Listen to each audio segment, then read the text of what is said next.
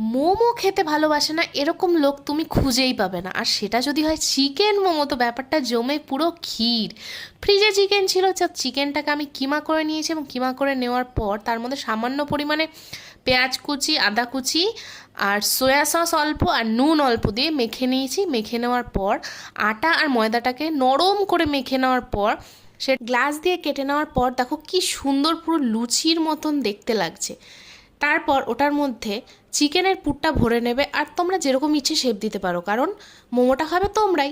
তো শেপ দেওয়ার পর আমার কাছে যেহেতু মোমো মেকার ছিল না, সেই জন্য আমি ফয়েল বক্সের মধ্যে অল্প একটু সাদা তেল মাখিয়ে নিয়ে আমি কড়াইয়ের মধ্যে বসিয়ে দিই মোমো সমেত।